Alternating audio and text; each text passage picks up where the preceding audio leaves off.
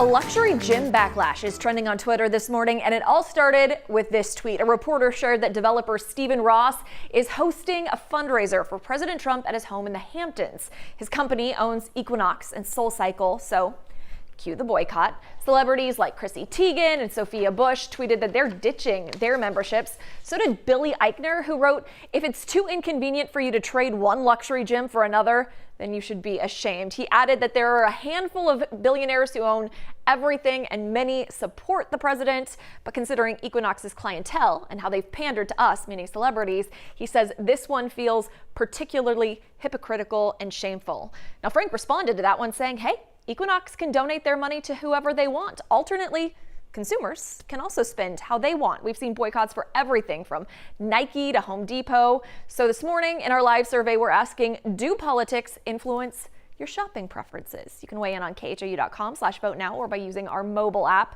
SoulCycle did release a statement from its CEO saying that it in no way endorses the political fundraiser later this week, dubbing Ross as a passive investor who's not involved in the management of SoulCycle. It's also worth mentioning Ross is a very active owner of the Miami Dolphins. Player Kenny Stills tweeted this screen cap from Ross's initiative in sports for equality.